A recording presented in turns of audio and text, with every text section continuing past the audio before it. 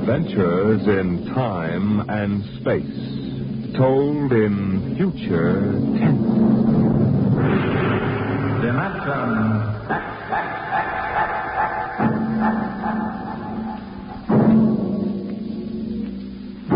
The National Broadcasting Company, in cooperation with Street and Smith, publishers of astounding science fiction, bring you Dimension X.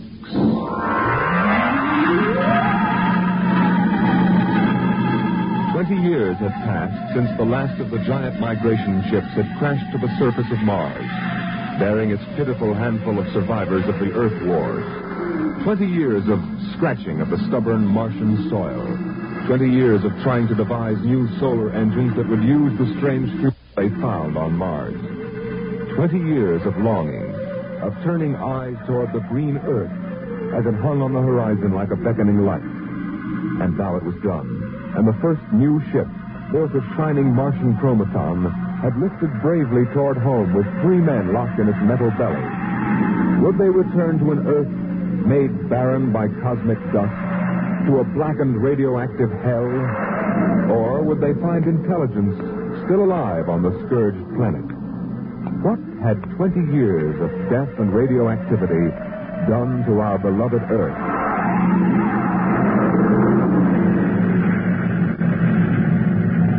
That's it, Captain. We've intersected the core spectrum. Williams. Yes, sir. Prepare for deceleration. Forward piston ready, Captain.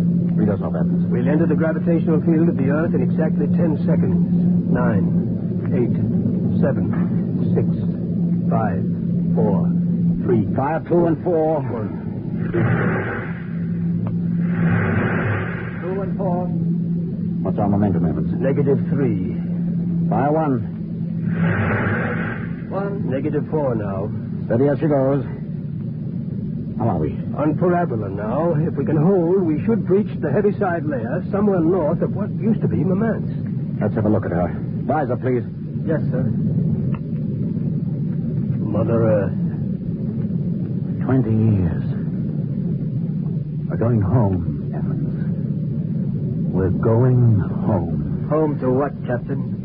Home to a burned-out radioactive planet that is incapable of supporting human life? Evans and I don't agree with that, Williams. We think the Earth is ready for us again. That should give us another chance. I'm sorry, Captain, but I was born and brought up on Mars under the new central government. We younger men disagree with you about migrating back to Earth. For us, Mars is home. Well, we'll see. If there is some form of life on Earth, we'll find out soon enough. Williams, head for New York.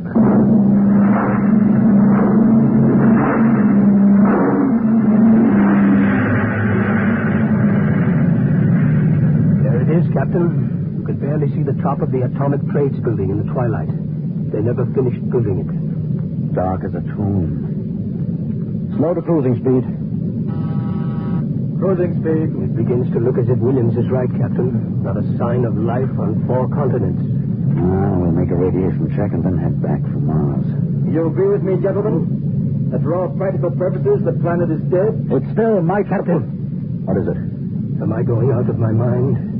Look out that way to the west. Could that be... By heaven, it is. Those are lights. Turn the ship. Heading west, southwest. Full speed. Full speed. They are lights. Captain, it's a city, a whole blasted city lit up like a Christmas tree. Well, what do you think of your dead planet now, Williams? We shall see, Evans. Remember, the Commission wants evidence of life as we know it. Decelerate to negative 5. We're going to take her down. There's an open area just on the edge of the city. Yes, sir. Hold on, gentlemen. We're about to land.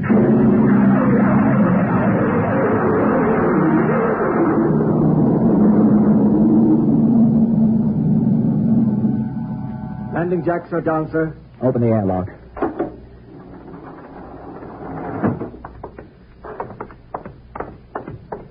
Close.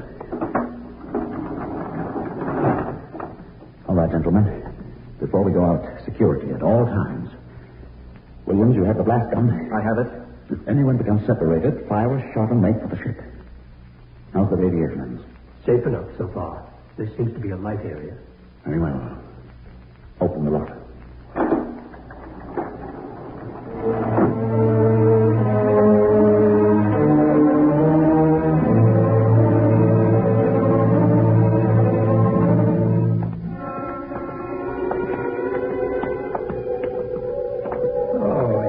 Unbelievable. We've been walking for hours now, and not a soul to see. There must be someone. How do you explain the light? I don't know. Municipal building. Shall we have a look here, sir? Possibly the records might contain some clue. Good idea. Keep your weapons ready.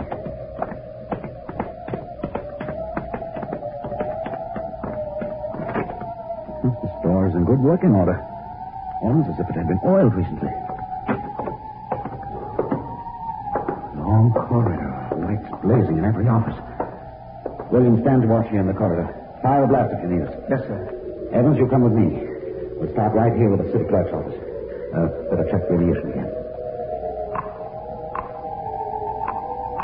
Not enough to do any damage. Gives me the creeps, doesn't it? Look at this desk. Paper's crumpled. Inkstand. Just as if somebody came in and worked here every day. Calendar. June 18th, 1987. Why, that's the day of the evacuation. The dust cloud had already blanketed New York and was heading west. Dog license. Hunting permits. Somehow I have a peculiar feeling that... Good Lord. Pick it up, Evans. Hello? No answer. Hello? I hear something. A scratching sort of noise. Good day, Doctor. What? How are you? I called to ask some advice about a trepanning problem. Can you tell me if the lateral cut should be made first? Hello? Hello? This is absolutely Thank insane. you, Hello? Doctor, and I'll do that. By the way, how is your wife, Alice? And the girls? And your son, John? Fine boy, John. I'll call again tomorrow. Goodbye, Doctor. Hello? Hello? It's gone dead. Who was it? I don't know. A strange voice carried on a conversation about some surgical operation without paying the slightest attention to anything I said. Captain, the lights are out. Good Lord. Captain! Captain! I have a torch. Come on. William, what is it? I don't know. You fired a shot. Yes, sir. Just as the lights went out, I'm sure I saw a figure. It looked like an old man in a white robe. It moved across the end of the corridor down that way. Flash your torch down there, Evans. Nothing there. Are you certain, Williams? I'm not certain. The lights, they're on again. We're going to get to the bottom of this. Wait. What? Listen. Quietly. Someone is coming, walking slowly toward the corridor. Coming closer. Cover him when he turns the corner. It'll be a pleasure. Don't fire unless I give the word. What? Jumping Jupiter. Are you... Is it really someone, or am I having hallucinations? We are no vision. No. No, you seem to be real. I saw the ship come down. I thought perhaps I was losing my mind. It's been so many years. I'm Captain John Parsons. These are my assistants, Dr. Evans and Mr. Williams. We've returned to Earth from Mars. Then it's happened. We're not alone anymore. Forgive me, gentlemen. I seem moved.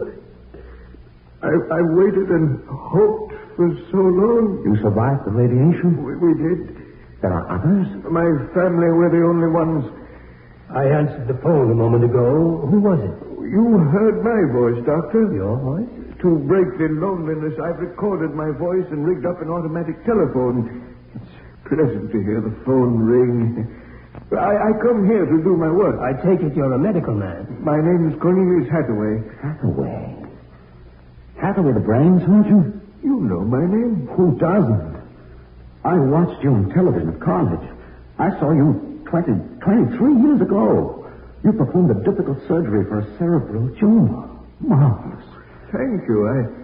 I'd almost forgotten. My mind, you see, I'm almost 80 now. You look fine, sir. Well, we've had the best of everything. An entire city to choose from. Cold storage, the best equipment. Come, when I saw your ship, I told Alice, my wife, you know, to prepare a feast. This is a great day for me, gentlemen. A great, great day.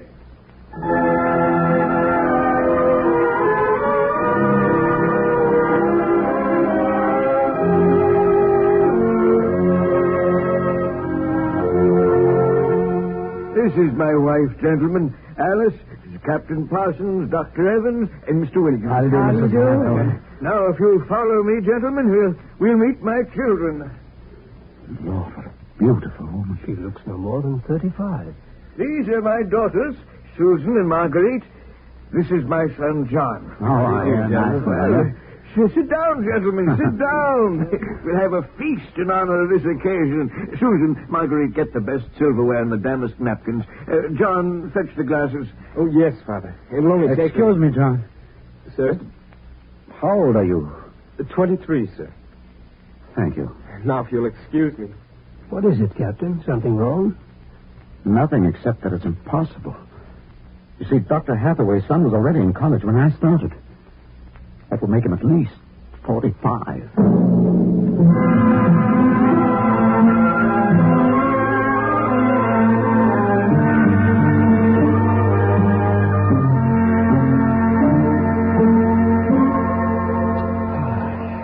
That was a wonderful meal, Mrs. Hathaway.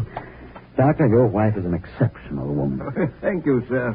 How would you gentlemen like some fresh gingerbread with your coffee? I baked it this morning. Oh, wonderful. Smell that, Evans? Oh, it's like coming home, Mrs. Hathaway. We enjoy having you here. Mrs. Hathaway, may I compliment you on your having preserved your youth and beauty so well? Thank you. We have had no worries here, no competition. Only the things we need for material comfort. Parsons and I were wondering, Dr. Hathaway, if the radioactivity had any effect in preserving tissue. Your children all look so young, too. It is possible, gentlemen, of course. Radiation does strange things to living tissue. Alice, could we have some champagne? Of course. I'll only be a moment. An amazing woman. Did you ever see such grace? Such complete relaxation. It doesn't seem quite natural. I beg your pardon, gentlemen? Captain Parsons was just about to ask how you and your family managed to escape, Dr. Hathaway. We were very fortunate. I was working in the Sierra Mountains at the time. I had a lead-lined laboratory where I did X-ray research on my pet project. And what is that, sir? The study of machines as they relate to human function and the corollary of... Well, to continue, when the dust cloud covered America, we remained in the laboratory, well supplied with food and water. Later, when the radiation permitted, we made our way east, back to our old home, in the hopes of finding other survivors. But by that time, every living creature had been evacuated to Mars. We were stranded. The migration ships didn't wait for stragglers. That's true. My father and I were on the last rocket out of New York. I've always loved this old house. But the loneliness of those first years... At least you had your wife and children. Yes. Yes, I had my family. If it were not for them, gentlemen, I assure you I would long ago have put a bullet in my head. Here we are. Champagne, Captain? Oh, thank you, Mrs. Hathaway. May I propose a toast? Oh, let me. Gentlemen, to Earth. To Earth. Earth. May she never be a stranger to man again. Hathaway, what is it? Nothing really. It's just a rather sharp pain in the chest. I think you should lie down, Doctor. Yes. Well, perhaps you're right. Let me help you. No. John and Susan will help. Of course, Father. Why don't you gentlemen go out on the porch, enjoy the air? I'll see you all in the morning. Good night, Doctor. Good night. Come, John. Yes, Father.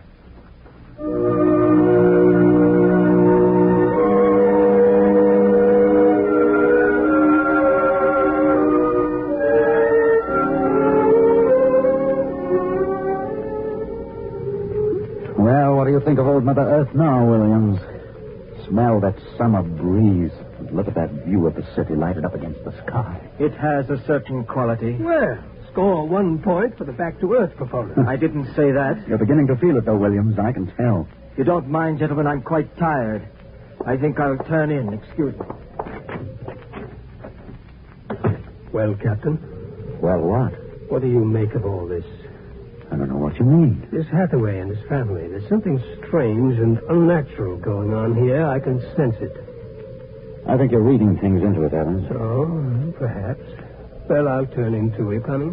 In a moment, I want to smoke a cigarette. Beautiful view. What? Is it not? I didn't hear you come out. How is he? Resting. I've never seen him this bad. Yes, he's an old man. I'm sorry, but the difference in your ages is so apparent. You must have been married very young. My husband is a very great man, Captain. It's too bad there was no one to appreciate him. Once, he wired the whole city with sound speakers, and when he pressed a button, the whole town lit up and made noises, as if 10,000 people were living in it. He must have been very lonesome for people. Although with a woman such as you, I don't understand. Perhaps one day you will understand. Good night, Captain. Good night, Mrs. Hathaway.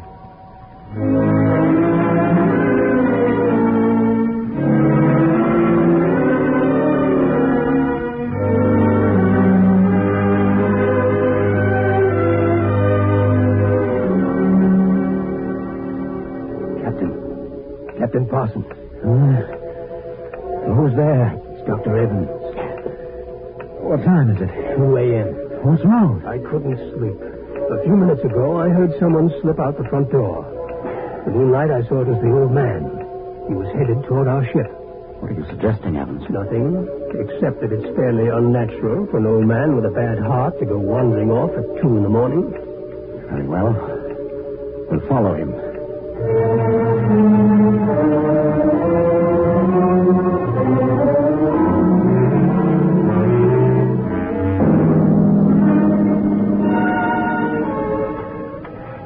See him yet? No. Look, ahead there on the hillside.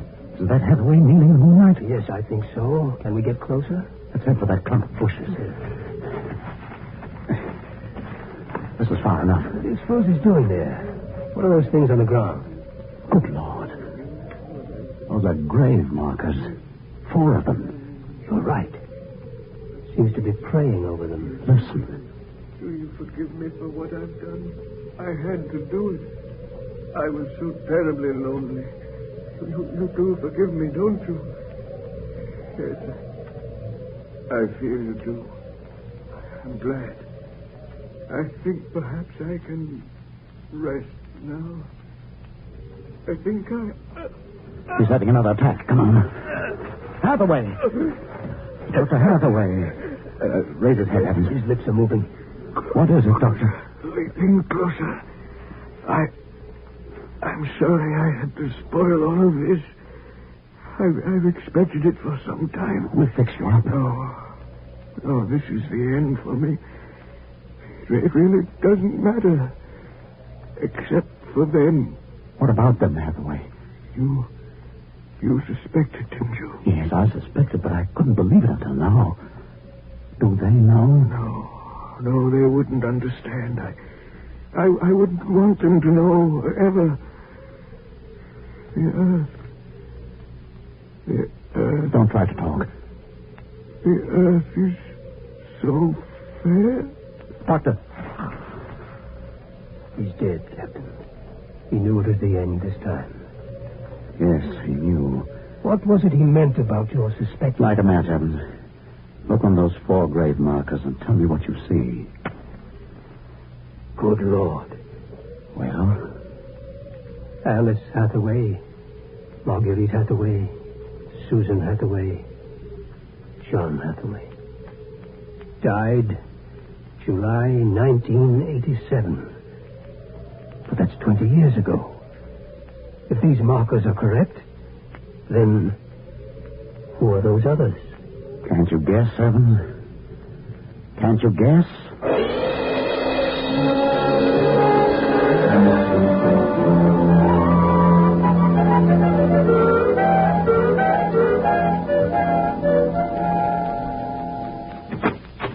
Mrs. Hathaway, are you awake?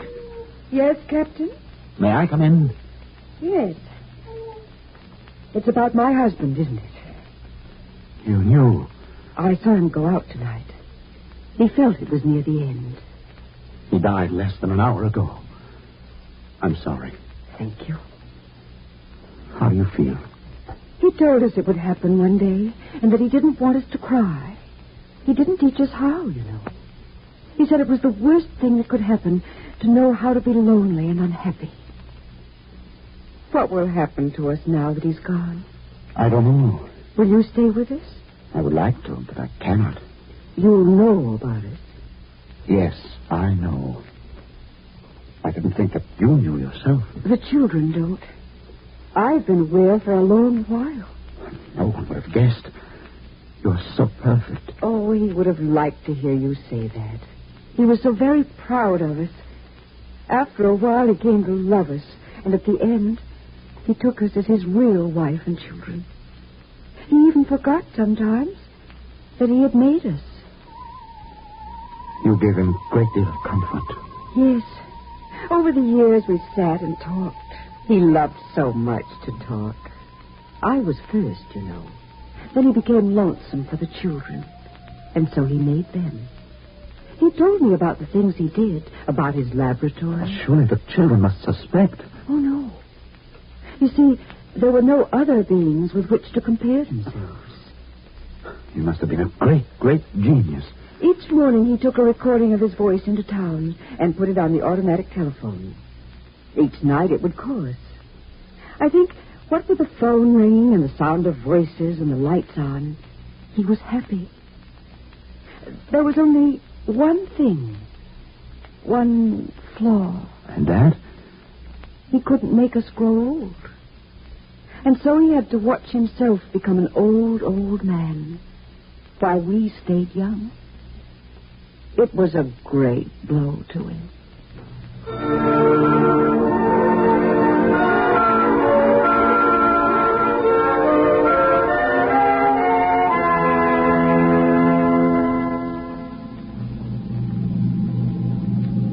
And so we commend the body of this man, Cornelius Hathaway, to his Maker.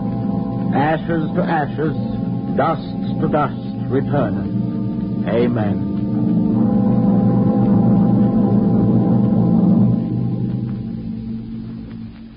Come, John. Yes, Mother.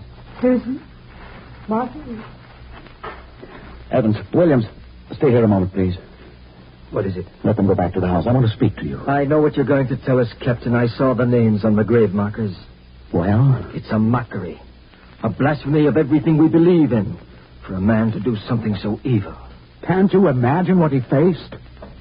Can't you imagine what it must have been like to have watched his wife and children die slowly of radiation burns? To know that he was the last man on the face of the earth? Alone? Eternally and unalterably alone? Good Lord, man, what would you have done if you had his medical, technical genius? That's incredible. Yes, it is. But with an entire American city on which to draw for supplies and equipment, a brilliant man might accomplish anything, even that. What are you suggesting, Captain? That we take them back? We haven't enough space in the ship for that. Every ounce counts.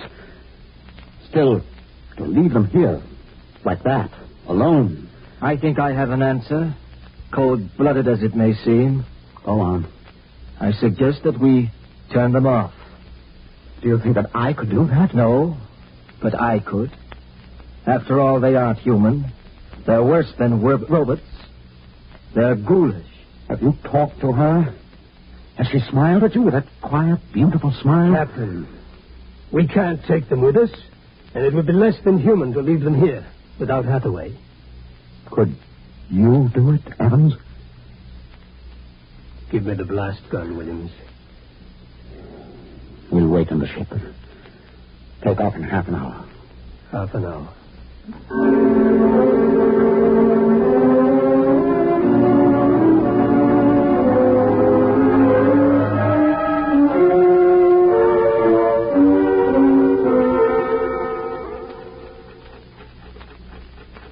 6:25. He should be back soon. Yes. He's doing the only humane thing, Captain. They are less than human. Are they? Well, it's done now, and no one will ever... That's the airlock. He's back.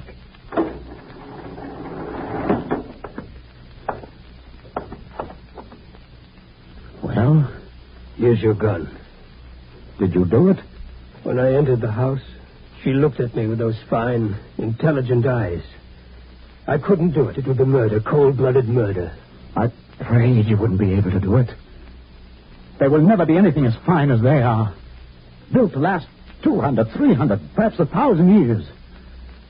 Well, get the course of the integrator, Williams. We'll take off in 20 minutes. I should be back by then. You're going out, sir? I'm going to say goodbye.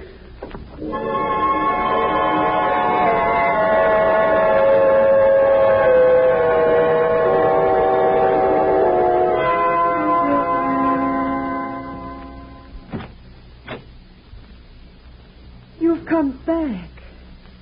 Only to say goodbye. It was nice of you. I wanted you to know that I am coming back someday. When will you come? I don't know. It will take many years to prepare fuel for another trip. 6, 7, perhaps 10 years.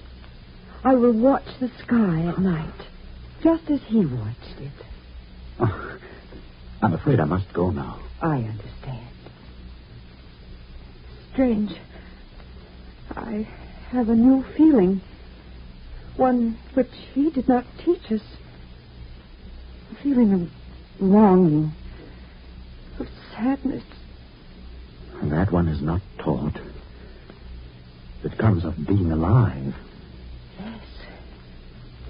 I am alive. Even though he created me, I'm a person now. Goodbye, Alice Hathaway. Goodbye, John Parsons.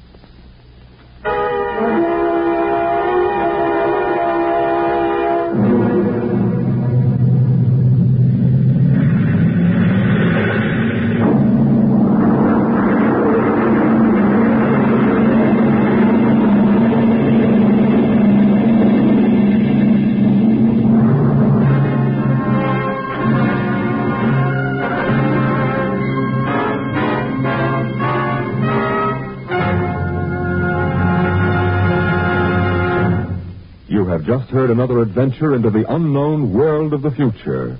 The world of Dimension X.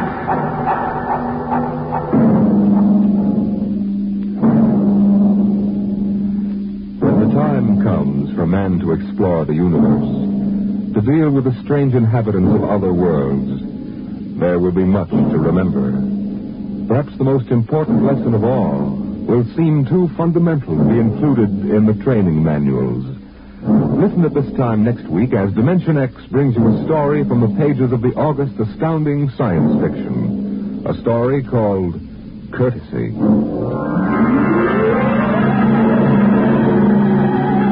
Dimension X is presented each week by the National Broadcasting Company in cooperation with Street and Smith, publishers of the magazine Astounding Science Fiction.